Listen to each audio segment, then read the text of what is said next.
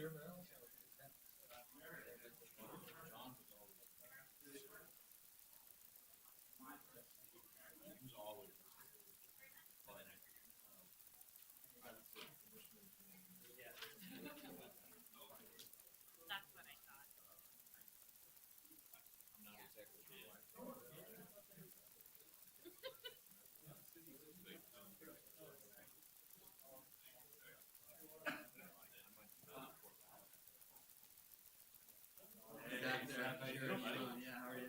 Hey, Seth, this is Meg Walker, our new communications officer. Seth is economic development here. We'll be starting in about 30 seconds. Leaving was the worst decision. We'll be starting in about 30 seconds. Maybe at the time it was.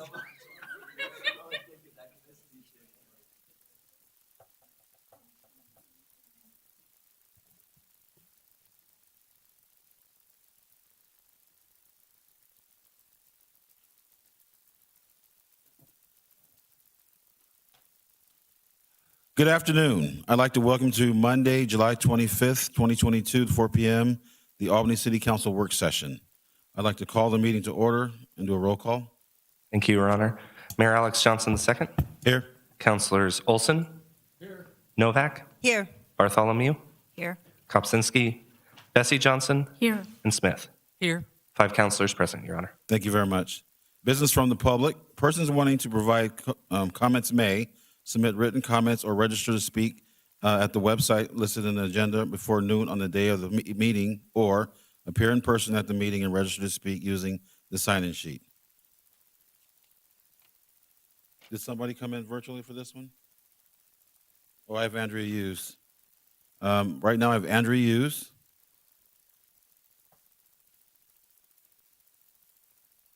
Is she coming online or? She's not in Zoom? Okay. So what I will do is I'll move on to the agenda, and then I will have her come back when she does finally log in. At 4:10, we'll supposedly start, but we're going to Oregon Cascade West Council of Governments and Lynn County Annual Report. Executive Director Ryan Vogt, please join us. It's on page 3 through 11 in your packet. I've allotted 15 minutes for your presentation. Thank you, Mayor, and good afternoon, Mayor and councilors. Thank you so much for having me. My name is Ryan Vogt, and I'm the Executive Director for the Oregon Cascades West Council of Governments. And I have been in this role only during COVID, and so I'm excited to be in a place where I get to go out now and actually introduce myself and some of the great work that the Council of Governments does. I am just here today to introduce myself and to talk briefly about some of the services that we do. I provided an annual report that gives you some of the data about where we exist within your community. Council of Governments is not a branded name necessarily that people think about when they're having their cup of coffee in the morning, but a lot of the services that we provide are kind of at the forefront of a lot of people's minds throughout any given day. And so we've got kind of different branding stuff.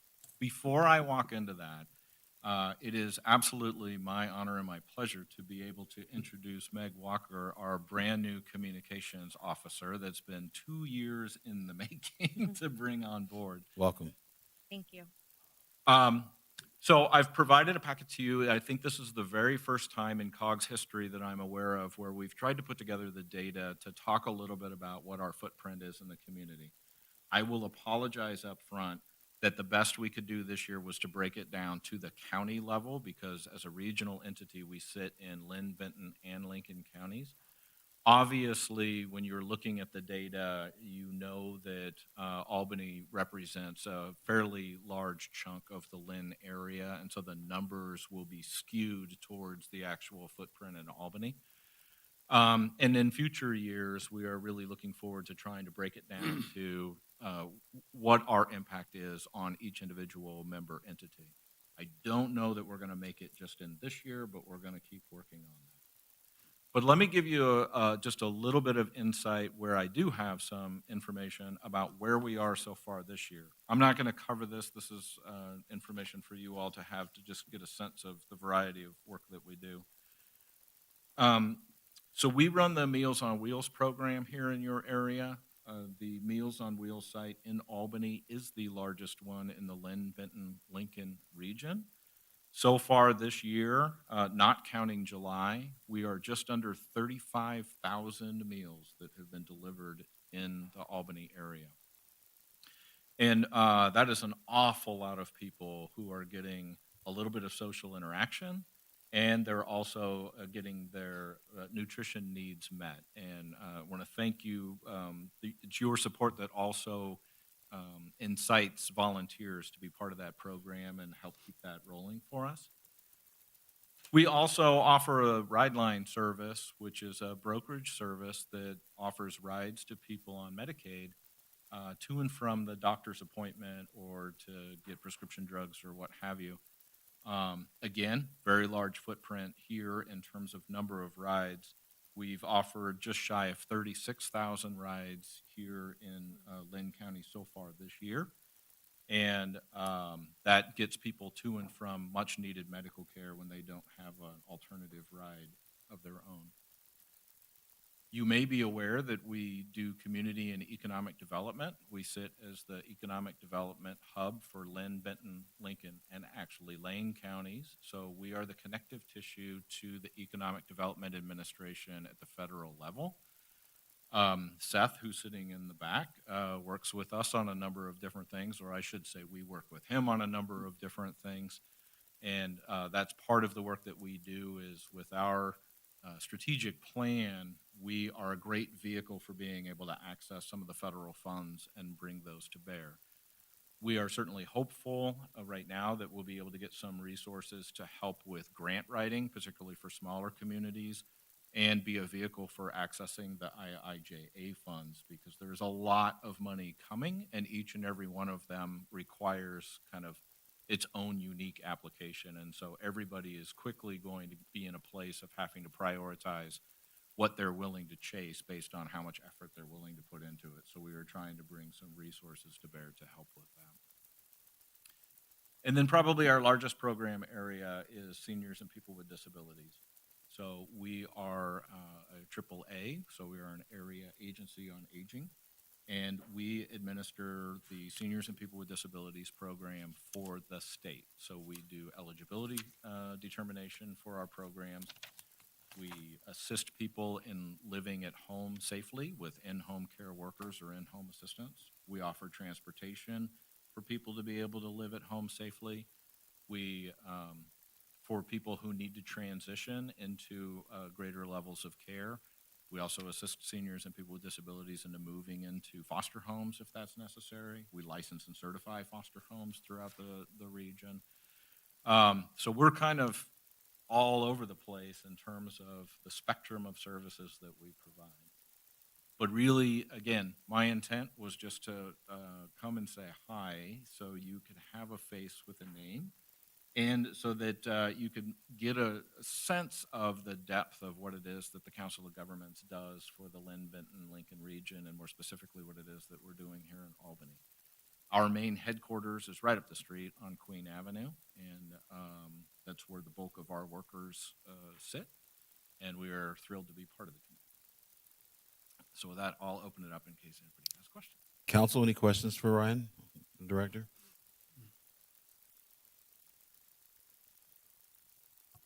Well, I'm gonna say something. My business, I work with seniors, and I've sent a lot of seniors over to through your services, Senior Disability Services, Ride Line, Meals on Wheels. So I do appreciate the work that you do.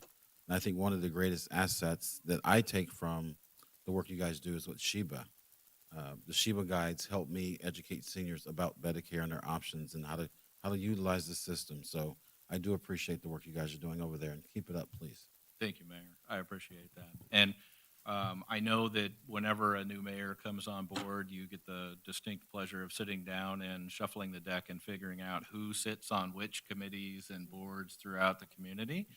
Mayor Johnson, I believe volunteered and has been really a huge asset in terms of board membership. And just last week, volunteered to step up his role and move on to the executive committee of our board, which is a little bit more time intensive, but it also means that his voice will be even louder in terms of advocacy for the region. So I appreciate your contributions there. So it's an honor to serve. Mr. Mayor, Yes. I just wanted to point out something that's probably fairly minor, but to me it's pretty important, and that is that Ryan and the COG act as a convener for monthly city manager meetings within the region. So I believe it's coastal and valley manager meetings. So that we meet every 4 weeks or so down at the COG. Excellent. Council, any other questions? Any questions at all? Comments? Just to thank you. Thanks for everything you do. Thank you, Counselor. I appreciate that. Councilor Smith? Just one comment. I had a lot of experience with COG over the for 13 years in a row when my mother was in assisted living and aging, and the staff were tremendously helpful with the annual reviews of her case and troubleshooting and ride line, and it was a very good experience. So thank you for that help. Thank you, Counselor. I really appreciate that. If you all put us in a cadence and you would like to have us back, I will actually bring staff members with me. They're at the heart of the work that we do, and it's great to be able to hear this praise, knowing that as a director, I get to be the face of it. But really, our staff and our supervisors are rolling up their sleeves, and they're making this work every day, and I appreciate those accolades. I'll take them back. Thank you. Thank you very much. And the reason we're doing this is I've decided that we've been disconnected for so many months that I wanted people to come out and talk about the services they provide to the community, because people are watching these meetings, people read the agendas or the minutes. And so thank you very much for being the second group to come out, and I'll try to find somebody for the next city council meeting. So thank you very much, Ryan. Excellent. Thank you, Mayor. Oh, Mayor. Your Honor. Yes, go ahead, please. Yeah, I'd like to say I've enjoyed being on your CWACT, CWACT committee, and I'm looking forward to seeing the folks that have been on that committee again. So are we going to meet in person again one of these days? I am certainly hopeful, Counselor, that we can do that. I think we kind of pulled the veil off and everybody got excited and we're all back together. And just today I was getting emails that some of our partners are back to mask mandates and things of that nature to try to stem the tide. Obviously, we have a number of board members, a number of consumers, and a number of providers and partners that are in risk categories. And so we want to make sure as we get back together, we also offer a hybrid option for people to be there. I apologize for not having pointed that out. Thank you for your service on the CWACT. Probably you all have talked about that in other sessions, but that's the Cascades West Area Commission on Transportation, and it's an advisory body to the Department of Transportation about what our biggest needs are in the area. And Councilor Olson is a really active member in that group, and we appreciate that. Well, I think I've been vaccinated enough to be pretty risk-free. So I'm looking forward to getting back. All right. Well, we'd love to have you. Okay. Thank you. Thank you very much, Ryan. Thank you, Mayor. Thank you. Welcome to the team. Thank you. Thank you.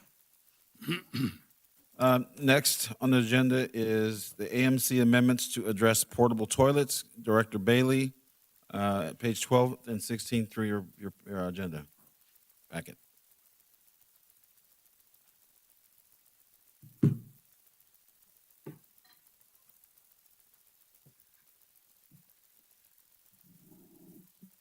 Good afternoon, Mayor, Council. Hello, Director. Hello. In your packet is a memo and draft amendments to the municipal code for discussion today. The goal today is to hear your feedback on the draft amendments and either bring them back for a vote on a Wednesday or at a later meeting if you have significant changes you'd like to see. We'll probably have to reschedule and bring them back. The last time we discussed portable toilets was at the March 23rd council meeting. And at that time, we started talking about the waste non-connection permit that the city issued to allow First Christian Church to have their portable toilet on their property. But in doing further research, we realized that was not the intent of that permit. And so at the time, you approved their continued use of a portable toilet and directed us to work on changes to the code to allow more use of portable toilets than the code currently allows. The draft code language you have today is the result of staff meetings involving Public Works, Community Development, and the Police Department primarily. There was no existing section in the AMC related to the use of portable toilets as intended by the council, so we created a new section in Title VII.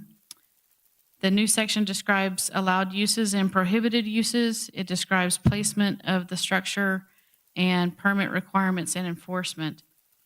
Allowed uses are in city parks, on city property and right-of-way with approval of the city, and for short-term activities including emergency response and private events of less than 4 days. None of those types of use would require a permit. Other allowed uses would require a permit. The first would be on a private property for a long-term use defined as 90 days, as long as the toilet is not being used in place of required facilities, is placed behind a fence or a screen, it's outside of setbacks, and located to allow servicing. An example of that we've received was the request for seasonal use at a large nursery during the summer months. That use would be allowed under that section. The second allowed use with permit is for anything else, basically, that does not fit into the categories and would be approved by the city manager. That is where the First Christian Church request would fall.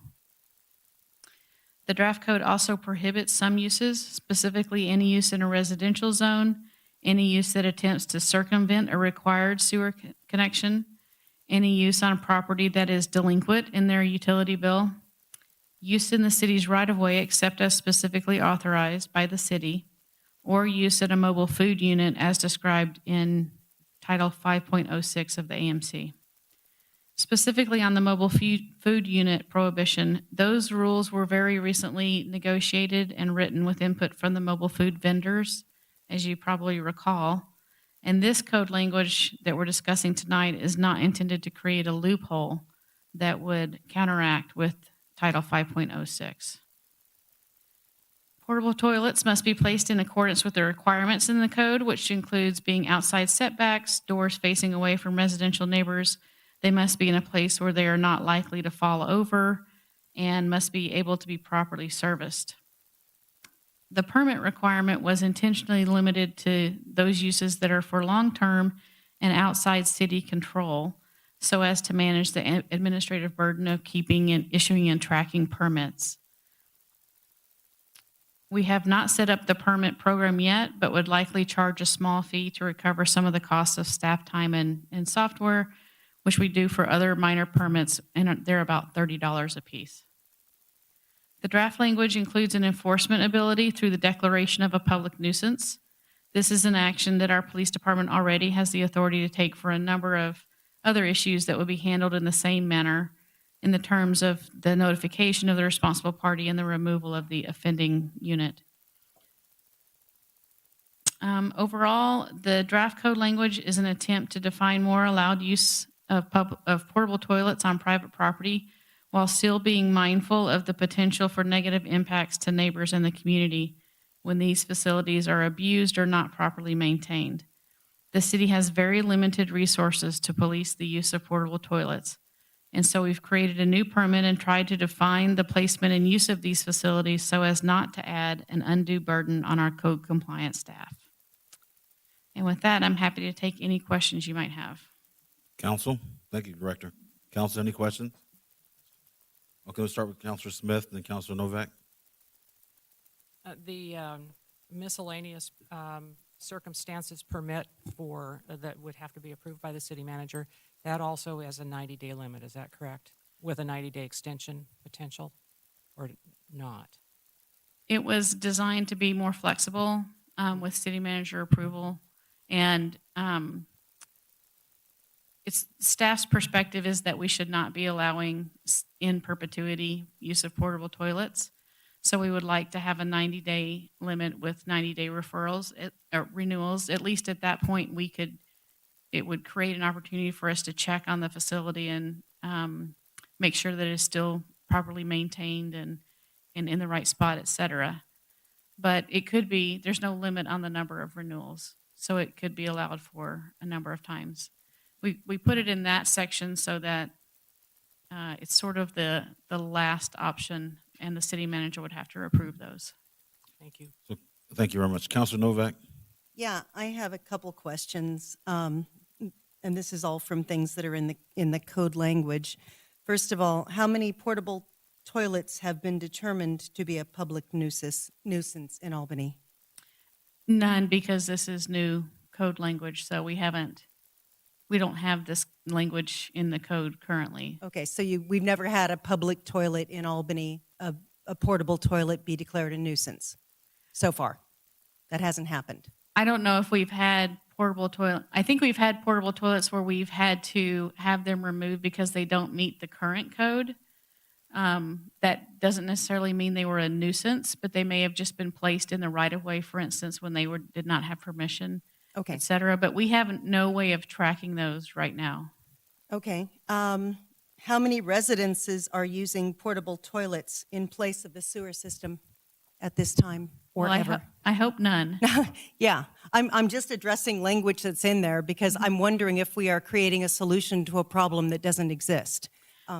Well, we don't want to create the ability for the code to give a property owner the impression or the permission to think that they could use a portable toilet to get out of a sewer requirement. Right, that was the basis of my question. Has Right. anyone ever tried that before? Because I'd be really surprised if such a thing has ever even happened, where a resident decides that they want to use a portable toilet instead of pay their bill and use the sewer system. Not that I'm aware of, but again, the current code would not allow that. So this code language allows quite a bit more use of portable toilets in the city, and we want to make sure that we're protecting against that. The current code would absolutely not allow that. So if someone had said they wanted to do that, the answer would be no. This code is allowing quite a bit more use of portable toilets, and we just want to be protective of that. Okay, thank you. So I think you had mentioned portable toilets having been vandalized in the past, and I'm wondering if that is the case, where has that taken place? Oh, gosh. Hello. Dang it. I have a terrible track record with these microphones.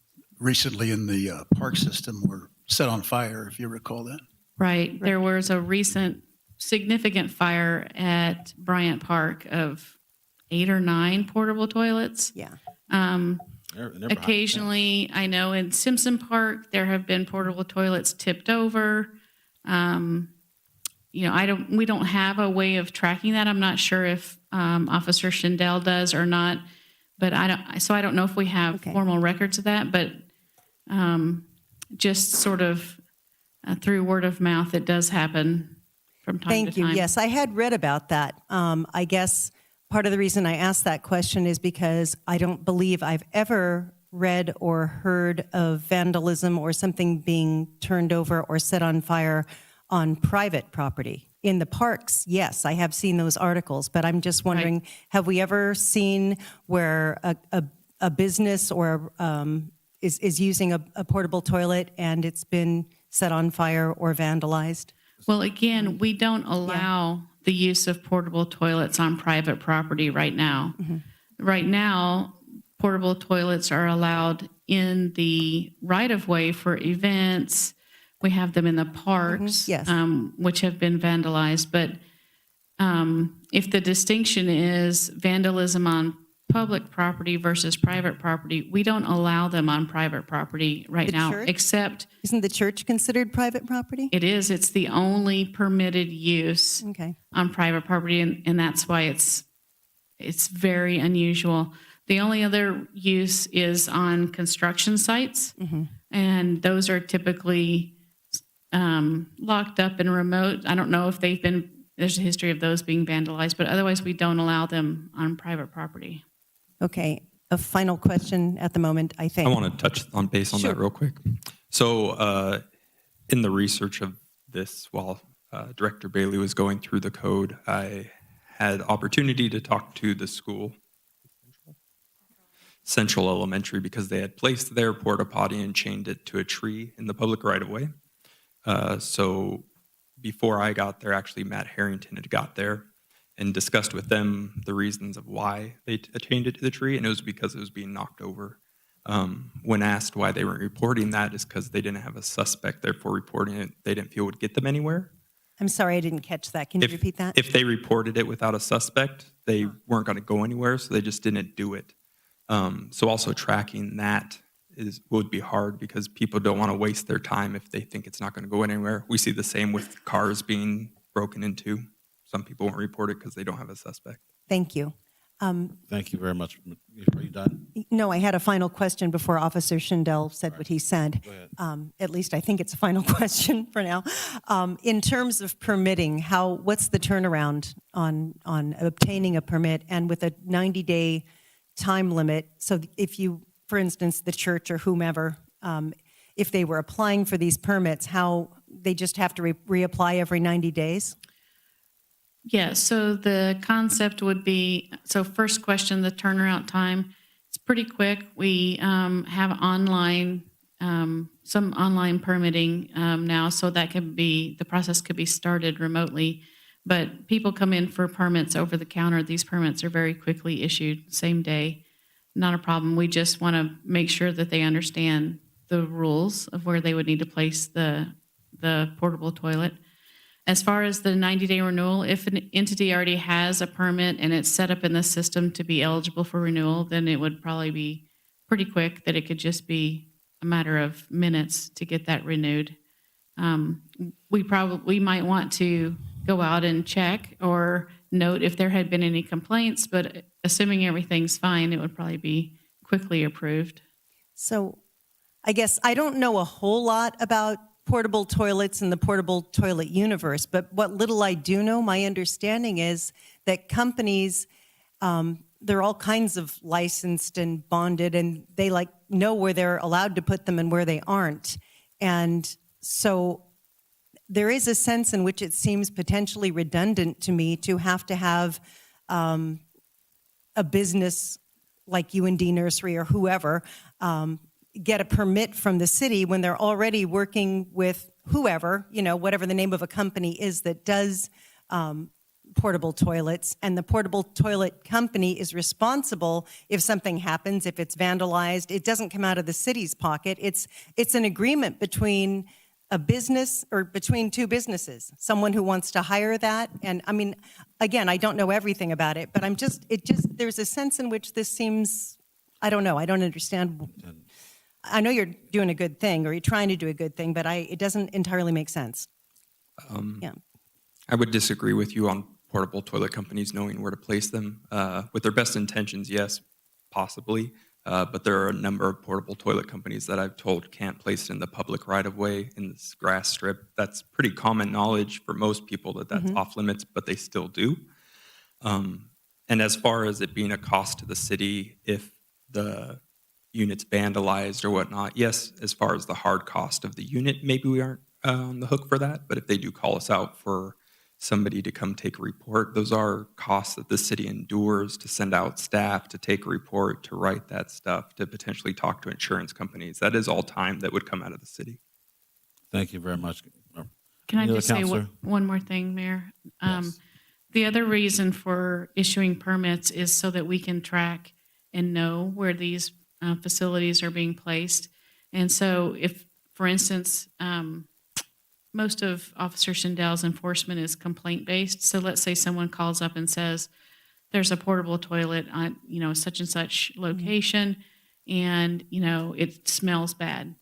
So we can look up in our system and say, okay, this is the responsible entity, communicate that with Chris, and then make sure that it's taken care of. The permit puts the property owner on notice of, here are your responsibilities, and if you don't follow them, we'll have the portable toilet removed. And it also helps us track and get metrics on this as well. Like a lot of the questions you asked, I couldn't answer because we've never permitted or tracked these things. And with this system, we would be allowed to do that. Thank you. Thank you. Any other counselor have any? Go ahead, Counselor Olson.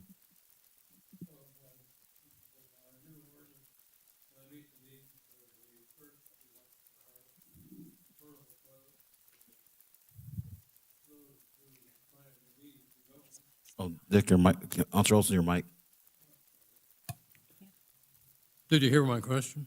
Yes, does the new ordinance meet the needs of First Christian Church? Was your question? That's my question. Yes, it's set up to have the possibility for that portable toilet to be permitted with approval from the city manager. So because that is, we know it's going to be a very long-term use, we created a category where the city manager needs to approve that and make sure that that's still acceptable. So I don't think I see any of their members here today. I did email them. I emailed the church and I emailed Spirit Espresso, which is a coffee company that has also previously had a long-term portable toilet. And their circumstances are unique and they're essentially, anyway, they've asked about a portable toilet. I emailed them copies of the draft language and told them that they were welcome to come to the meetings. And I guess they would have a chance Wednesday if they do have concerns with it. Yes, I emailed them last week with the agenda for today and for Wednesday. Okay, thank you. Any other counselors? Go ahead, Counselor Bartholomew. So hello? Okay. So I was a little confused in the language.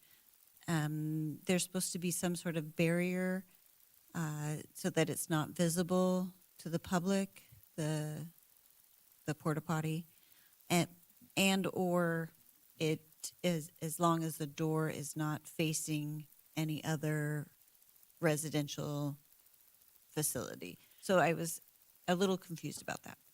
Yeah, so in some instances, a portable toilet could be placed so that there is no residential area around. The language about having the door away from a residential facility, unless it's fenced or screened so that it's not visible. So the intent is that there wouldn't be unnecessary views of the ins and outs of the portable toilet. It makes sense to me. Yeah. Okay. Okay, Counselor Johnson, do you have anything? I just didn't know if there was a requirement or if it was optional. I'm not sure of it. The fencing and screening is required. And it also has to be placed outside setbacks. So that may affect the First Christian Church location. We'll have to work with them and see, given their layout of their property, if where it is right now would work or not.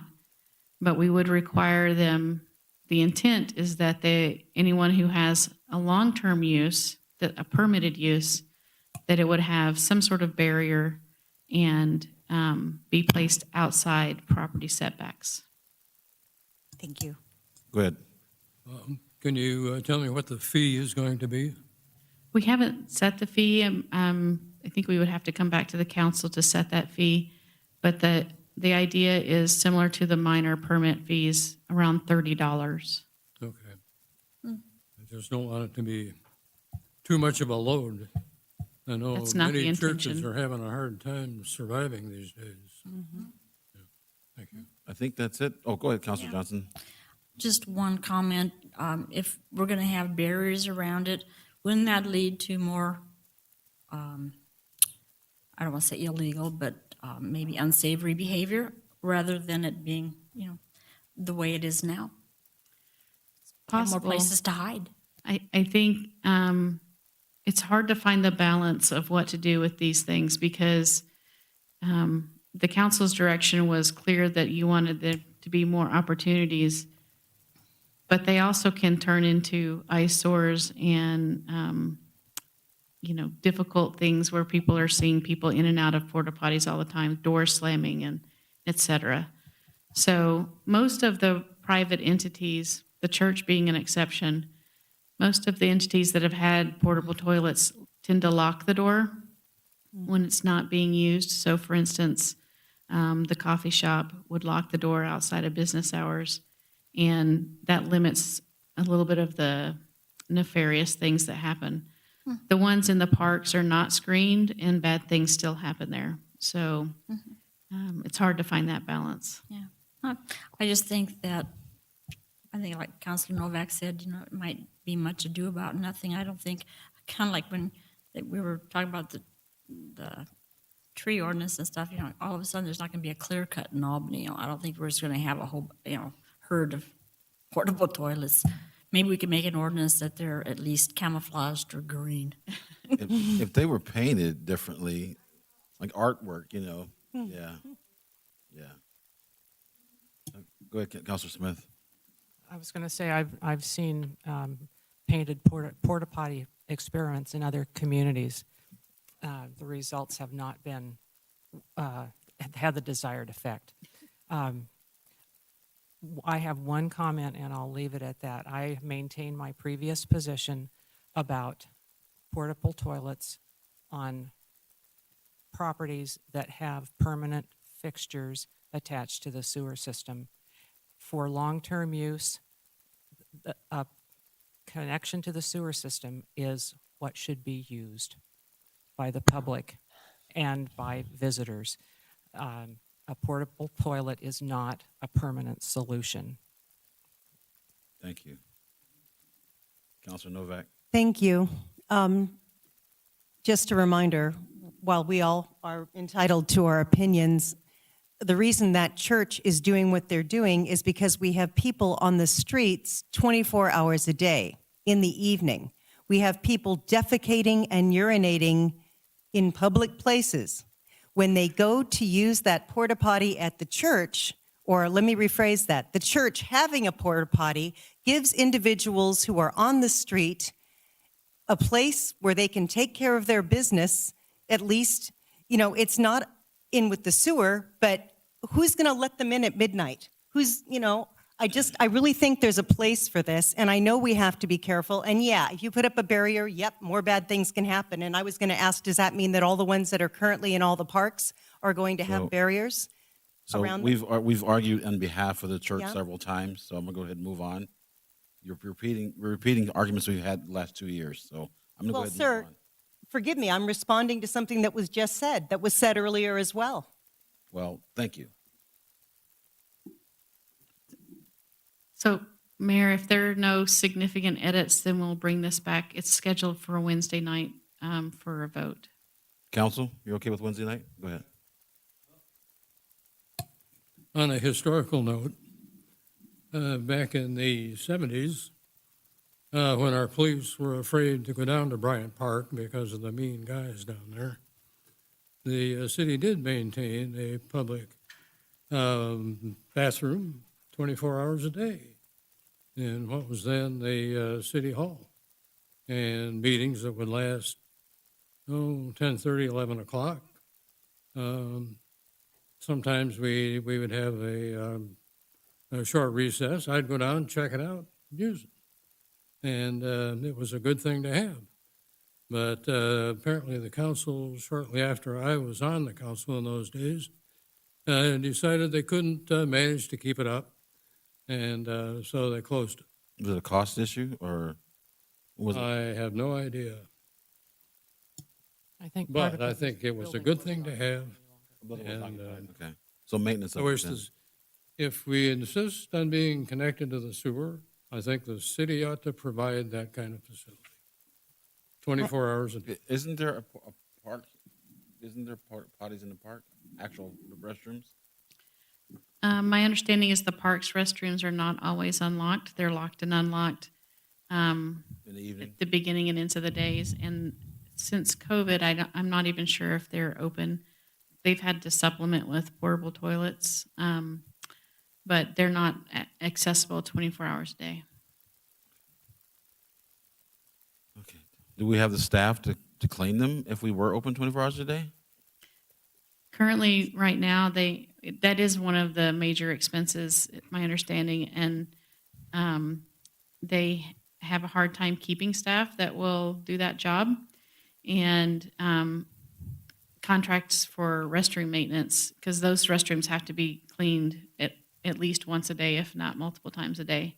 It's quite expensive. Sir? Go ahead. I'm just wondering, when you say it's quite expensive, does that consider private maintenance or only public maintenance?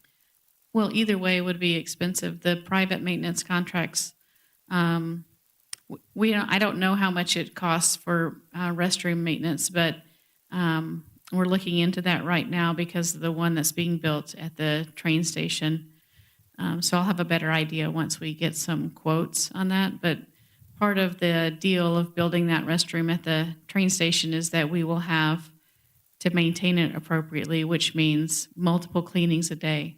So I imagine it's going to be, well, I don't know for sure. I imagine it's probably going to be close to $100,000 a year to keep that restroom clean, be my guess. Is that hiring one person to keep a restroom? It would probably be a maintenance contract, but we don't know. We don't have a quote for sure.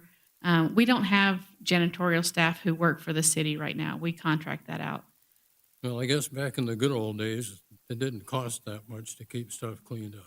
It's very expensive. So, question for you. Now, we're going to add additional liability to our coverage, right? Well, it will fall under the city's policy as one of our city facilities. Okay. Is Thank there, you. Go ahead. sir, is there any chance we could find information on what it would cost to privatize that, the cleaning of the toilets, as opposed to using public and, Mayor public staff? Guys, no? and Councilor Novak, may I offer that when we bring this back for Wednesday night, we'll have the answer to that question. Thank you. Okay. Because I agree with Councilor Olson. If we had public toilets, they'd be connected to City the service. city sewers. So Yep. that's one way to deal with that. Okay. Thank you. Thank you, Director. We'll see you on Wednesday night with the questions answered for both counselors. Next on the agenda is a request for vacate portion of Elm Street right-of-way. Ron Irish, pages 17 through 22 in your packet.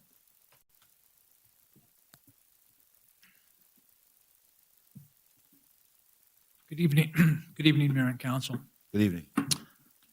The city has received a request from the property owner of the southwest corner of 24th Street and Elm Avenue that the city consider vacation a portion of Elm Avenue along their east boundary. So this section of Elm Avenue was dedicated as right-of-way decades ago. It was done before Pacific Boulevard was created by ODOT. Back when it was created, Elm Street right-of-way at this location was 66 feet wide. When the highway went in, ODOT acquired right-of-way. For that, they acquired the east half of that 66 feet. And so that left 33 feet of city right-of-way. It's never been improved as a city street. It functions somewhat like a private driveway.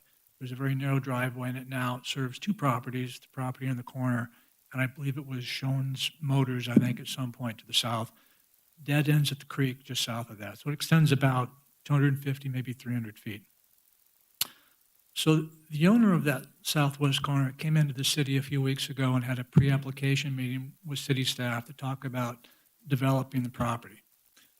And this residual piece of Elm Street right-of-way turned out to be a bit of a problem. The way the city's development code reads, when a development happens, that development's responsible for improving all of their city street frontages to city public street standards. And that corner lot has frontage on both 24th Avenue and this residual piece of Elm Street. And so if the lot were to develop, it would raise the question of what would they build there? You know, it's too narrow to build a public street. We really want a public street there. It serves only two properties. So it's a bit of a problem that way. Also creates a problem somewhat when you look at how you develop the site. If it's still considered right-of-way, there's also a setback from that right-of-way into the city development code. So for the OP zoning, the office professional to zone that particular property's in, the front yard setback is 10 feet, and nothing can be in that 10 feet except landscaping and driveway connections to a parking lot. And so while that's unavoidable along 24th Avenue, as long as this residual piece of Elm Street right-of-way is there, it would also apply to Elm Street. So in your agenda packet, there's a letter from the property owner making the request that the city provide some input about whether they would consider a vacation or not. There's also a site plan there that kind of shows what the developer has in mind for a site layout. And if you look at it, you will notice that they have a travel aisle in that right-of-way that would serve their site as well as the property to the south. A little bit of some of the parking spaces that would, on their lot would be in that residual right-of-way.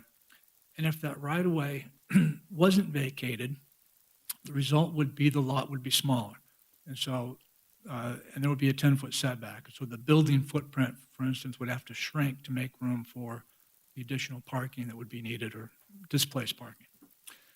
And so the request from the property owner was basically twofold. The first one was, is the city council willing to consider a vacation? That's kind of a yes or no question. You don't have to answer it now, it's just, are you willing to consider it? And the second question is kind of dependent on the answer to that first one. If you're willing to consider a vacation, is your preference that the property owner initiate the application or that the city initiate the vacation? And you've taken both directions in the past. I think the most recent example might be for the Helping Hand Shelter. There was some right-of-way north of 9th Avenue there where you chose to have the city initiate the vacation, but it can happen both ways. So with that, I'll stop and take questions. I believe the property owner may be here as well, and so if you have questions for them, they may be willing to come up as well, too. Council? Oh, Councilor Johnson was first up. What would you consider the downside, if there is any, to vacating it? Because it looks like it would actually enhance the amount of parking there, but then would it, the drawings and stuff, I know they're probably pretty clear, but I was going to drive by there and I didn't get to, but what would the downside be as far as you're concerned? I could not see a downside for either the city or the property owner. So for the property owner, vacating the right-of-way allows that area to be incorporated into their lot, allows for a bigger building footprint. No downside for them, really. From the city's point of view of a vacation, what it would do is it would add to the value of the lot. So over time, we might see a little more property tax, but that's not a big concern. I think the big benefit for the city is that we don't have to look at an improvement we have to maintain there over time, like a public, if they improved it to some version of a public street and it remained right away, it would be the city's ongoing burden to maintain. And so by vacating the property, it becomes part of that larger lot. The city no longer has maintenance responsibility for it, and it seems to work better for the development of the site. So I don't see a downside. Councilor Smith? Are there any utility easements in that strip? Any utilities? Utility easements. I don't believe that there are utilities in it, but it is, in this case, it's fairly common for the city, when we vacate right-of-way, to maintain utility easements. In this case, we would probably maintain a utility easement as well as an access easement.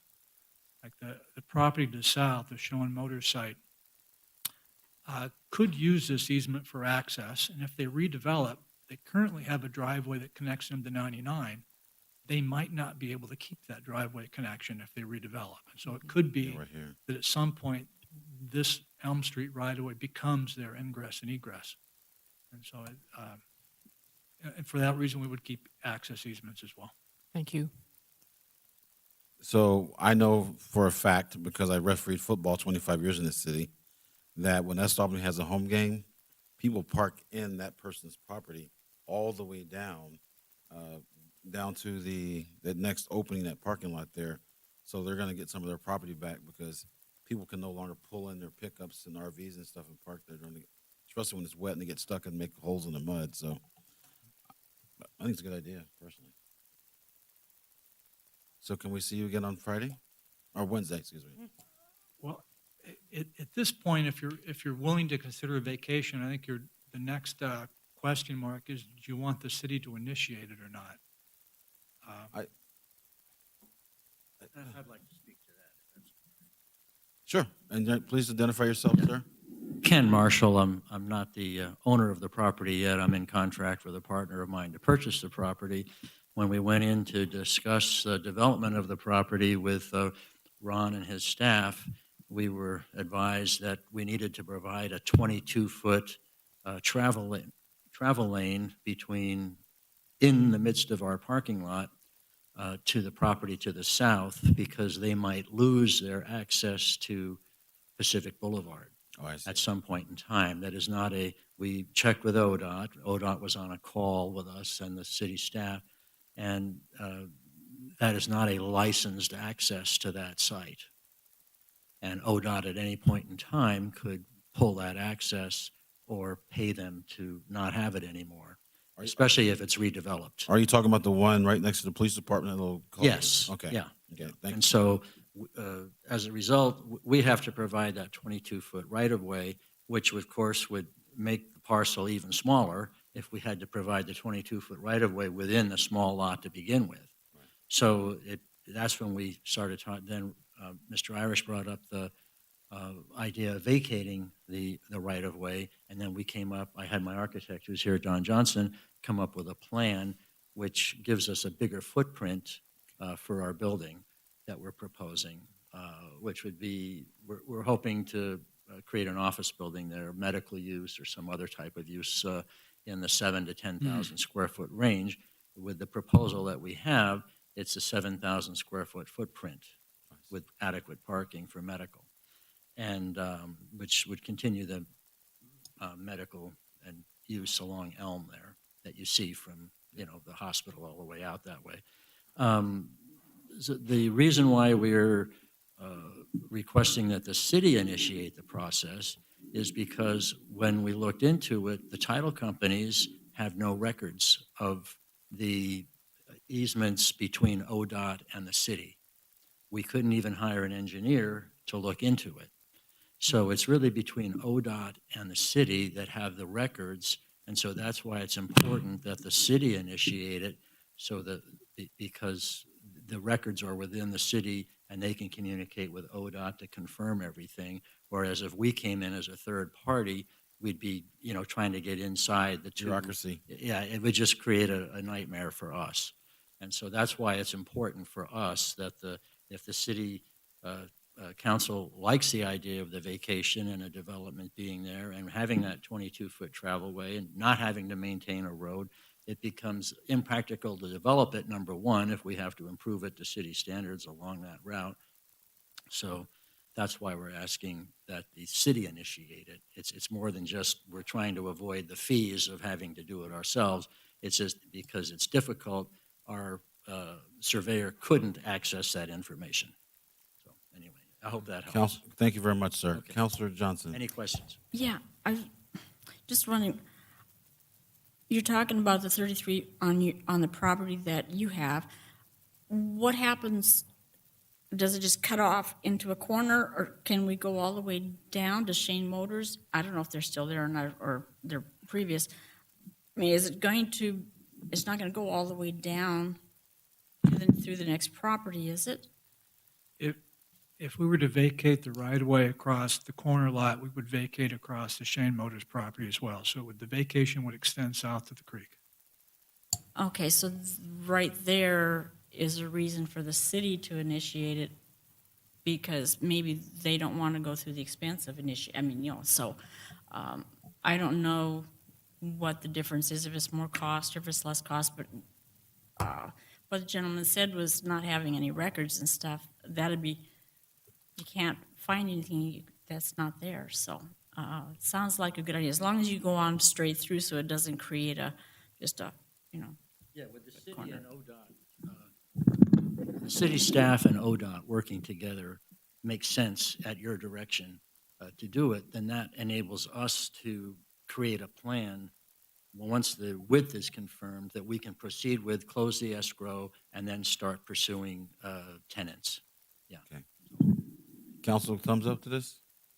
With us, first is us taking care of the initiation of the vacation. Councilor Olson?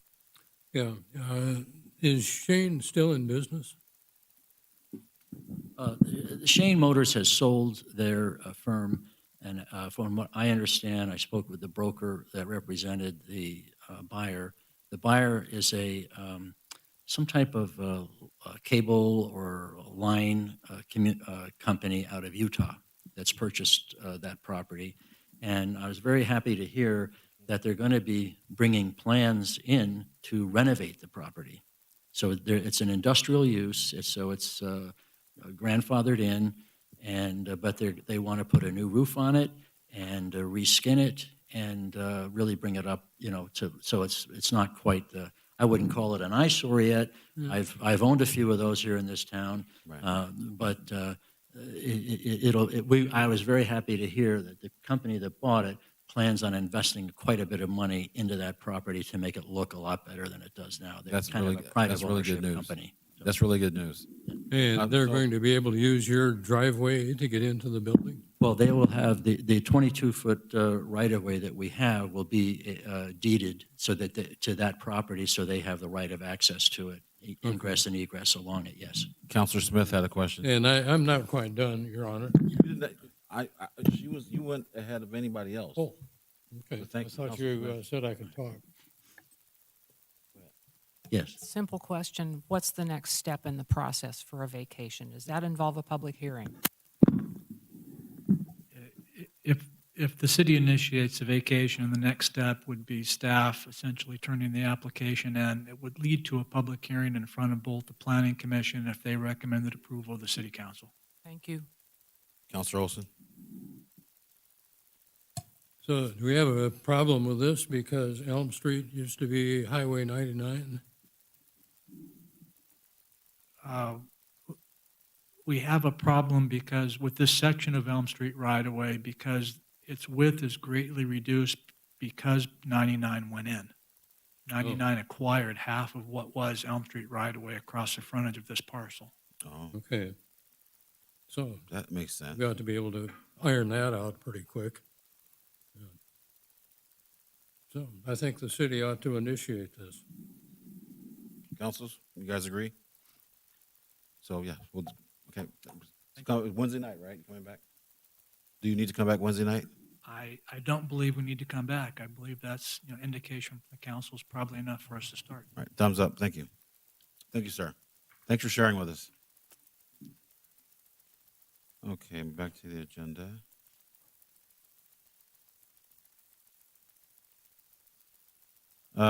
LOC, excuse me, the psilocybin, is that saying that right? Psilocybin ordinance referral, Sean Kidd, is a verbal report. City Attorney? Thank you. Mayor. Good afternoon. About a month ago, when we were going through business from the council, one or two of the council members expressed interest in what the state or some of the municipalities around the state are doing, which is in response to Bill 109 that passed in 2020 that allowed psilocybin facilities to begin opening up at the beginning of next year. Psilocybin, by the way, we're talking about mushrooms for anybody in the audience doesn't know what I'm talking about. The Oregon Health Authority is going to start licensing these facilities in communities that want them. And so, but there is also provision in that bill that allows for cities and counties to opt out of that. So they can do, really, we have three different choices we could make. One is to do nothing and allow them in the city of Albany if someone wants to open one. The city, a second option is to refer ordinance to the voters in November, outright ban those service centers in the city limit. The third option is to refer an ordinance to voters in November that would put a 2-year moratorium on those facilities. I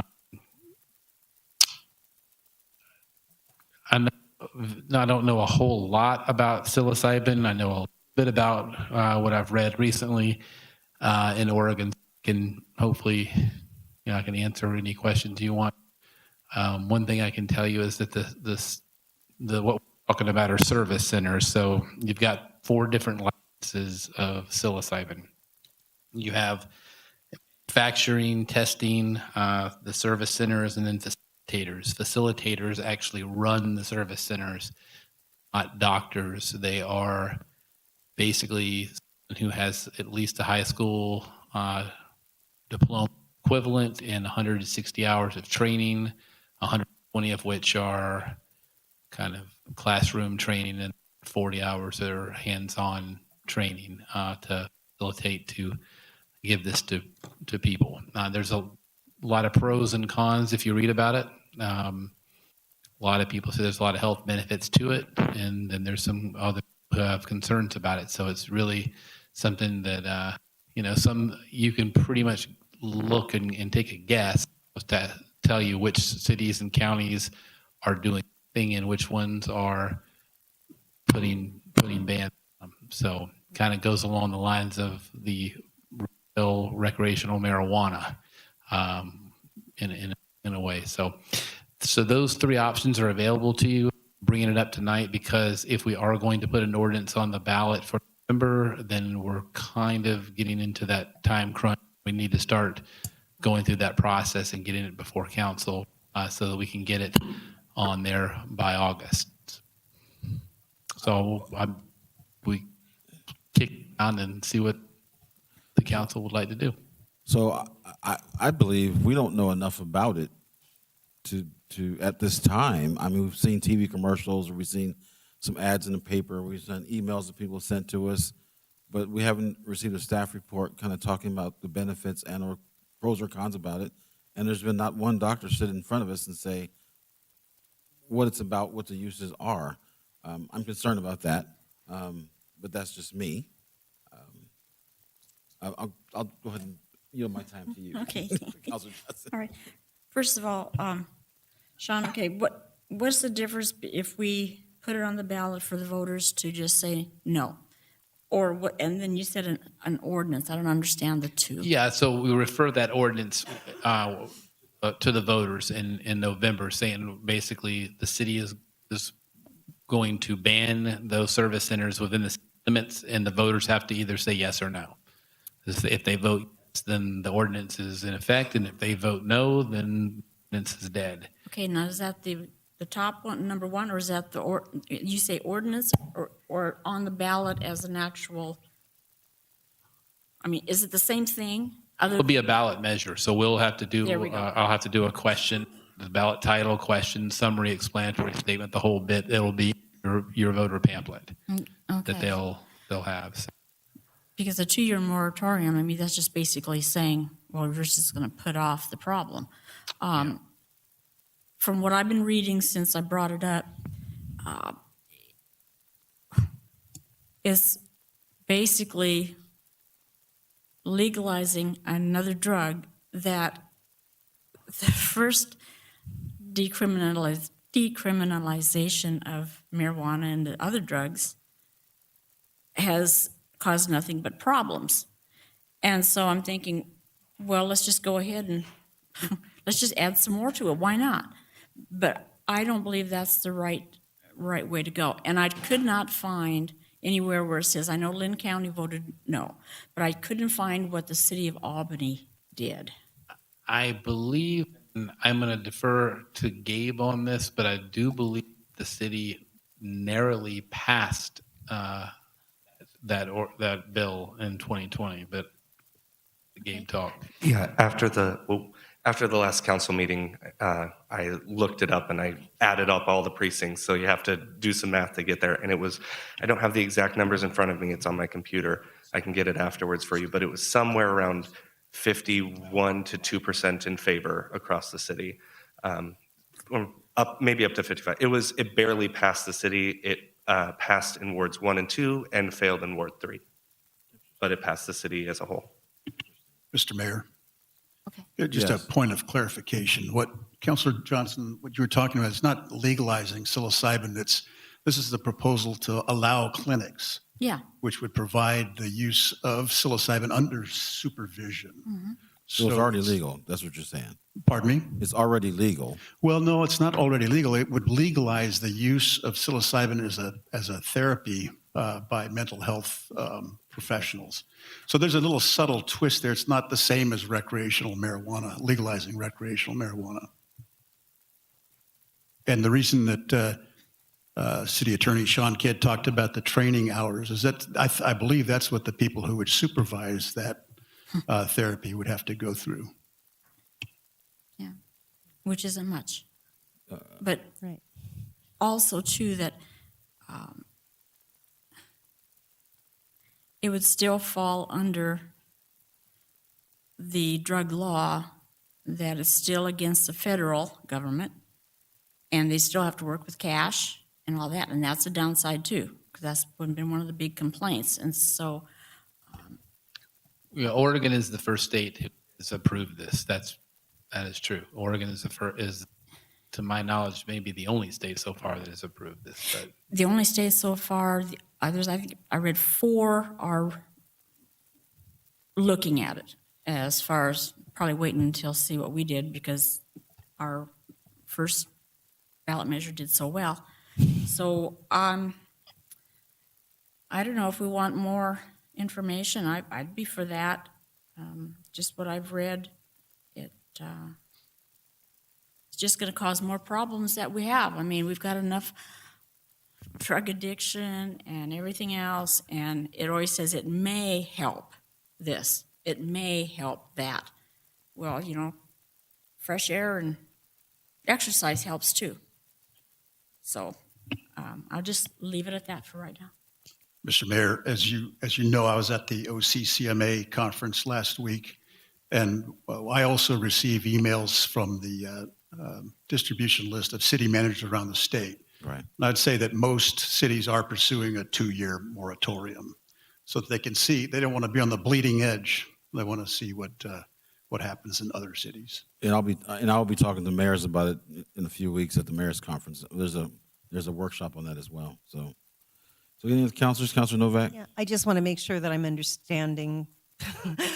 So if we called for a moratorium, that means we're just waiting and getting more information. We are not approving this or saying that, yeah, it's okay for some high school kid with 140 hours of training to go ahead and we're not putting it to a vote. If we're saying moratorium, that means No. moratorium. No? To be What is clear, it? the Forgive me. only action you could take is to take no action. And then you would allow them to set up shop. If you decide one of the other 2 options, which is a 2-year moratorium or an outright ban, either one of those would have to go to the voters. Okay. Thank you. I guess I was not clear on the options. Thank you. Councilor Olson? Yes, I'm ignorant about psilocybin, I'm afraid. Is it becoming a problem? Are a lot of people using it and getting in trouble with it? not to my knowledge. I don't. I'm like you. I'm not an expert in psilocybin, so I don't know.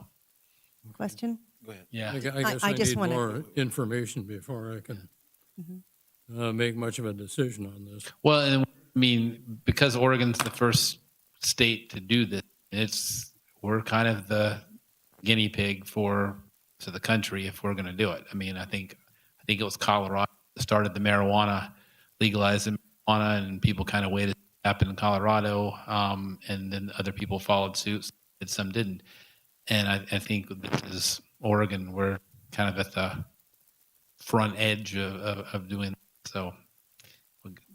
There's not a lot of studies out there that I'm aware of anyway. Like I said, I can read a lot of articles that are pro psilocybin, and it says that it's really for treating depression and anxiety and a lot of different things.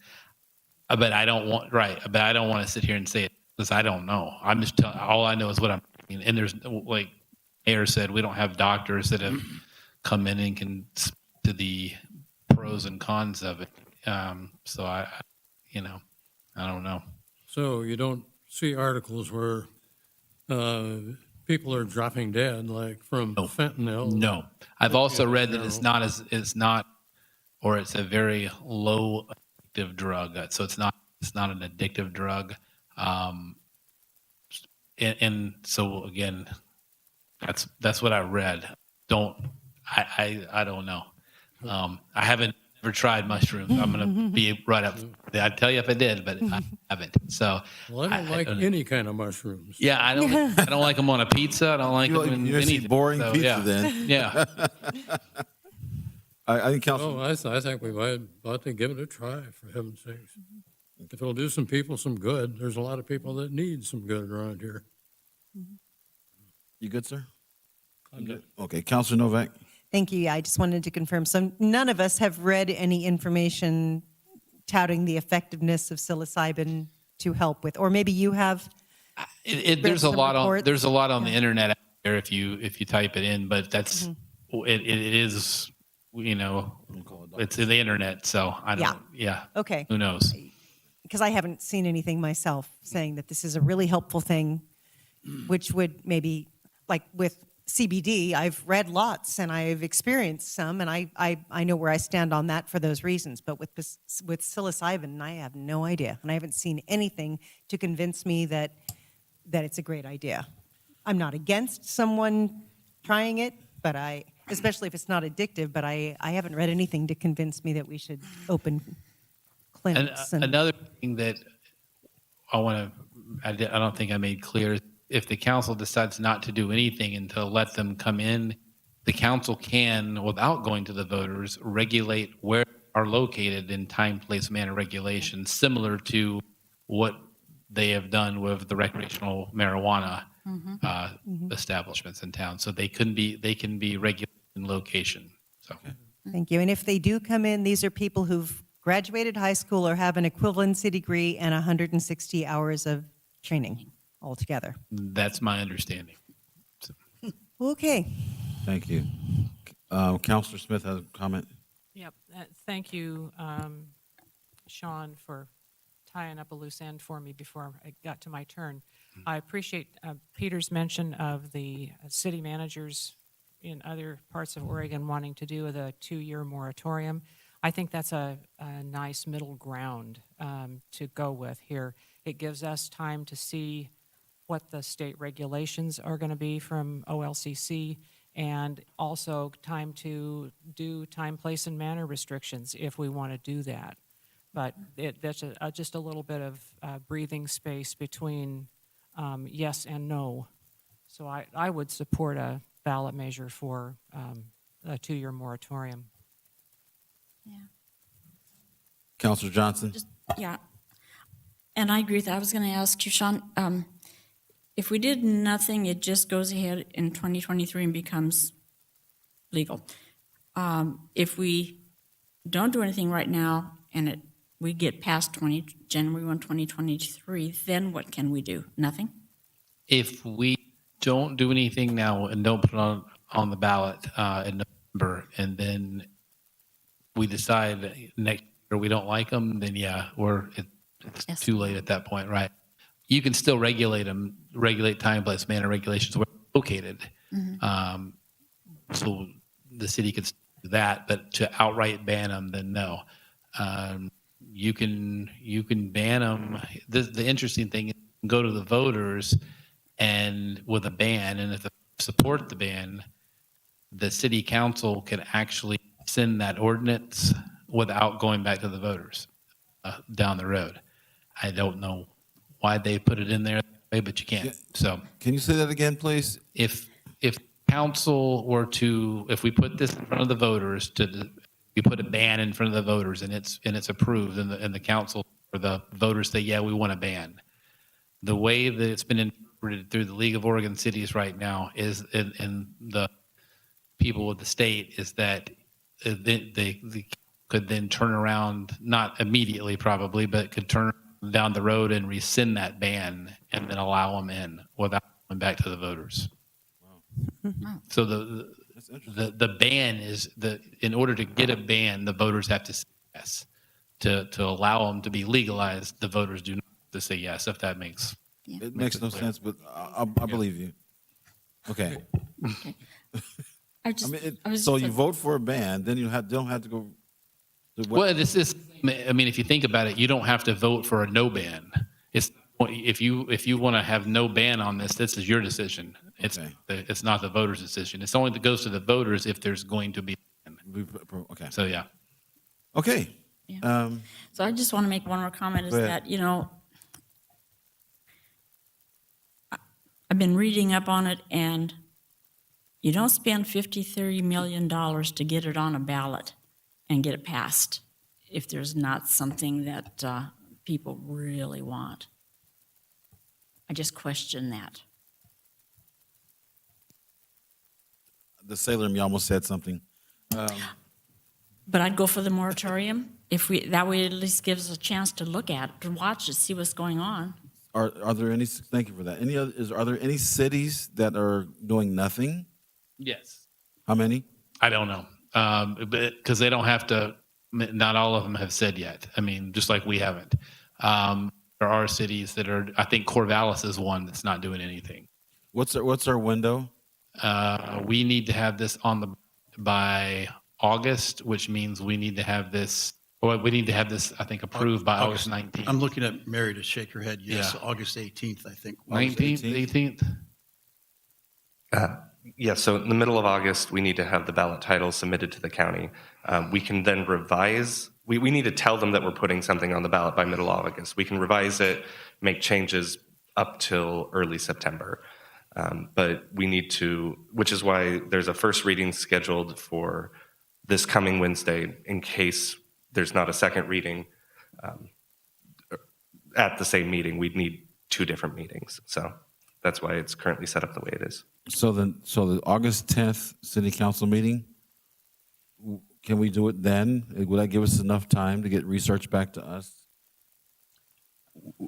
That would give us some time to get some more. I would point out to you that the League of Oregon Cities website has a pretty good information sheet on psilocybin. And I'm looking at it right now, and I think I've sent you the link in an email previously, but it's worth taking a look. That'll provide what the league currently has on it. I'm worried about the time frame, as Gabe just said. If you need 2 readings, then August 10th would be probably too late for a first reading. That's what I was thinking. Yeah, August 10th would be too late for a first reading. There's probably Unless it was unanimous second reading, but we obviously can't depend on that, so. Yeah, and there's probably some procedural thing that will allow a first reading coming up and then as much information as you want before the August 10th meeting where you can make a final decision. Staff can talk about that afterwards, but you would likely make a final decision at the August 10th meeting. It just can't be the first time you consider it because of the time constraints. So let me ask the council this. If we did a first reading on Wednesday, would from then till August 10th give you enough time? Yeah. I think especially if we look at what the LOC has said about it, we should have a better clue. Maybe I've seen something that the LOC sent and I just forgot, but I don't remember having reviewed anything yet. I would remind the council too that your work sessions are regular meetings. You could have a first reading on the Monday work session and a second reading on the Wednesday. So an session. eighth reading if we wanted to do that. Would that work, Gabe? I think so. Yeah. I'm gonna listen to the attorney, so. Well, we were looking at the 10th as potentially the second reading. Yeah. Of it. So as long as that's still the second reading, so we could have a first reading on Monday afternoon, the 8th, advertise it as that's what we're doing. And then, have the second, if there's going to be a second, could have it on the 10th. So, Council, you guys comfortable with that? Yeah. Thumbs up for the 8th and the 10th? You good with that? Are you okay with that, Councilor Olson? I'm not in favor of the ordinance, period. But Well, I'm going to give the council a chance to at least look at it and come back. Let's do the 8th and the 10th, please. so on the 8th, when back on the 8th, I'm going to need to bring an ordinance in on the 8th. Should I bring both options, the ban option and the 2-year moratorium option in? I think that'd be wise. Okay. Because I think by that time, the council have done their research, talked to the principals or stakeholders. I know I have some doctors I need to make phone calls to, but also staff to talk to as well. Okay. and that's for you as well because you're legal. So Okay. okay, thank you. Next on my agenda is the 2023 League of Oregon Cities legislative priorities. Peter Trotzen will be city manager, bring that to us. Page 23 to 35 in your packet. Thank you, ma'am. Did mine come out? It did? Perfect. That's the first time I've ever done that. Thank you, Mayor. So Mary is handing out her compilation of each of your votes that you handed in to her either tonight or earlier this week. Microprint. So I would, just a couple of comments before I turn it back to you, Mayor. Every 2 years, the League of Oregon Cities policy committees identify priorities. As you see here, there's a long list of priorities that they want to pursue with the legislature over the following 2 years. I would, again, point to the fact that there are 241 cities in Oregon. We're one of them. So it's a tough prospect to try to come up with a priority that would reflect everybody. Each of those cities has widely varying interests and concerns and priorities. So we should keep this in perspective when we take your votes and put them together. And then what if you agree with what you see in front of you, and I'll read that off in a minute, I will then take that and submit it as the City of Albany's vote to the LOC. What you see is that councilors voted number one issue is property tax reform. The number two issue was to address Measure 110 shortcomings. The number three issue was to help to provide local funding to address homelessness. The number four issue was infrastructure funding to support needed housing. And number five was infrastructure financing and resilience. So, Mr. Mayor, I'll turn it back to you. If you have any questions of us or discussion that you want to have amongst yourselves, I would point out, just take a point of privilege here and point to the road user fee, which seeks to find a replacement for the current system of assessing gas tax by gallon of gas. Because as we get more and more and more electric vehicles, we're going to have to find a way to maintain roads. Yeah. So, council, did anyone make a comment? I do know I was disappointed that tort reform wasn't on here. Seriously. Yeah. I would have thought that would be on here because all the cities are going through the same thing. Council, have any comments? Are you guys happy with what you see before you? I would agree with you that tort reform is a big deal, and I would like to see that addressed someday. Yeah. It seems like, Mr. Mayor, that the items rose to the top naturally. Are you satisfied? I'm sorry? It rose to the top naturally. I'm fairly satisfied with the outcome of our choices. There's a interesting parallel between what the staff provided and what the council came up with. So they were pretty close. I do have a question. Go ahead. That one that says full funding and alignment for state land use initiatives. I think I had marked that one, and I don't know if I understood it properly, but I was thinking when I marked it, if I did indeed mark it, that actually, did I? Yes, I did. That was requesting funding for the things that the state says we have to do regarding our land use. That's correct. That would be really helpful if the state would, I just want to see if I can convince any of you that that is a good thing to consider. I think it would be really great if all those things the state tells us we have to do, if they would help fund them. Let me just say that each of these items on here is going to be pursued by the LOC. They just want to know what the five most important are. Yes. And also, let me also point out that the state is providing substantial funding for land use initiatives that they're forcing on cities now. Now, there's no guarantee going into the future that they would do that, but as it stands right now, they are doing that. And That's good to know. Thank you. I don't know if Matthew Rutgers has any additional comment on that, but I would invite you to if you do, Matthew. Here he comes. Okay. So come into Well, the well, light. just knowing that Come into the encourages light, me. Matthew. Come into the light.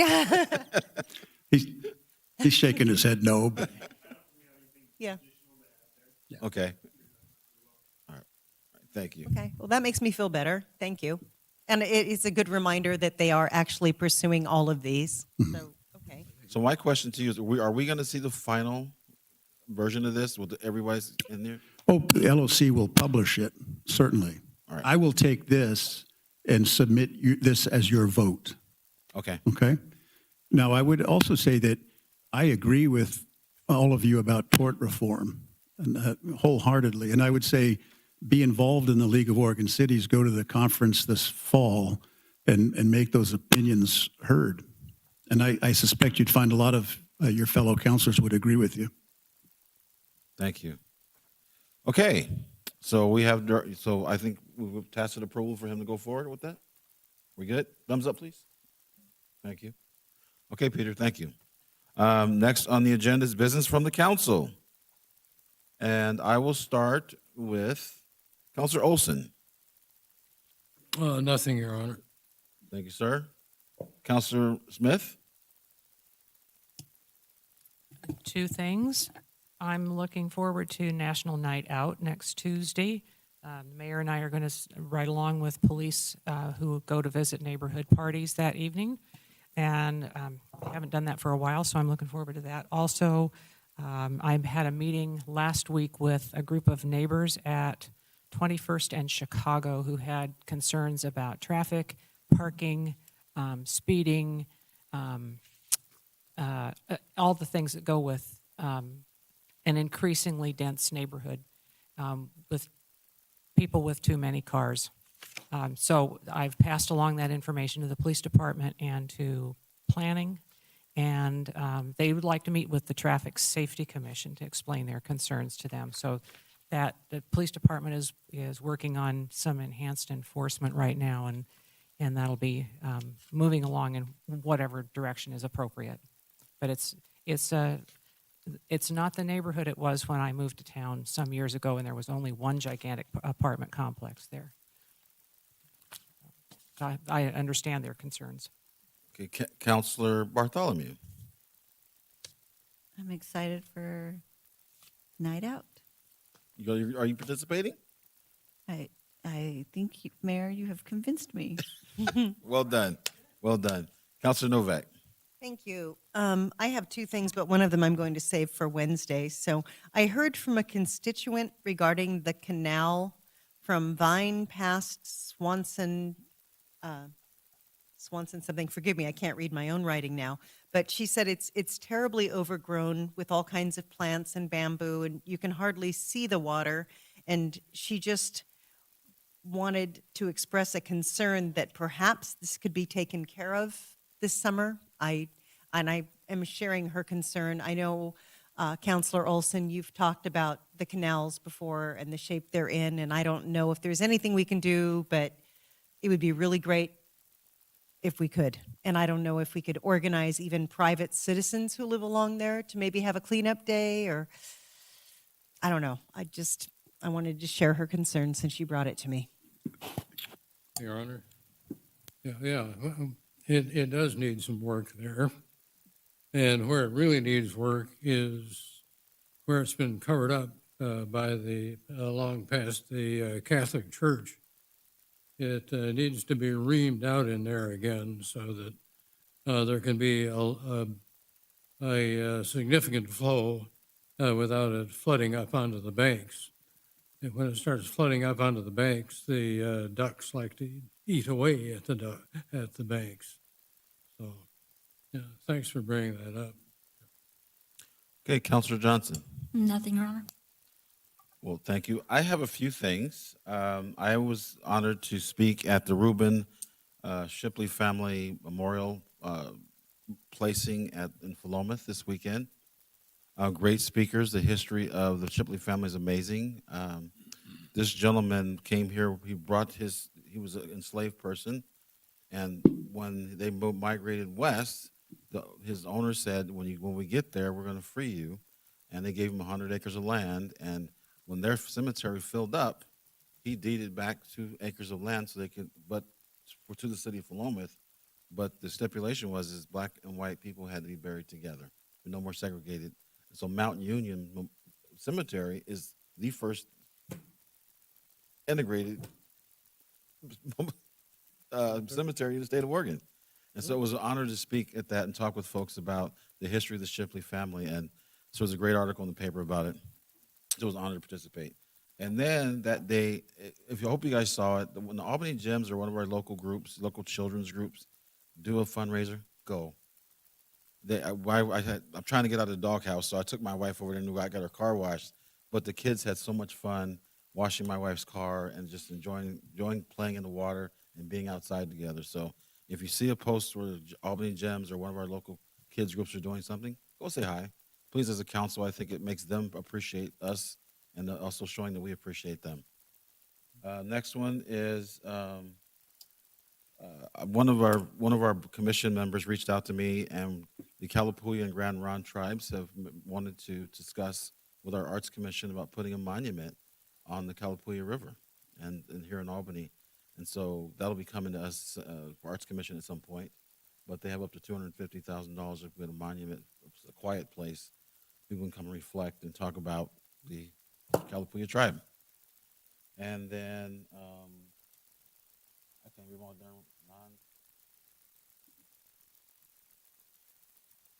That's enough. I'll talk about the rest of it on Wednesday. But anyway, thank you very much. So I'll turn it over to the city manager for his report.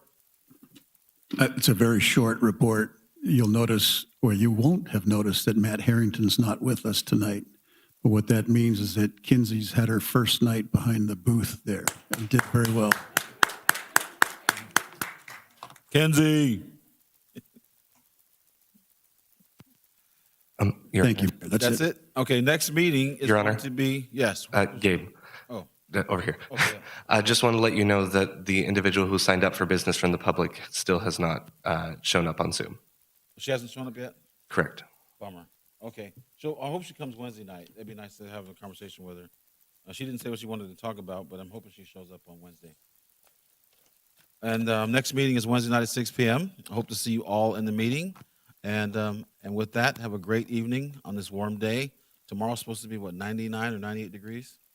Sorry to burst your bubbles, but see y'all tomorrow, Wednesday night. Adjourn.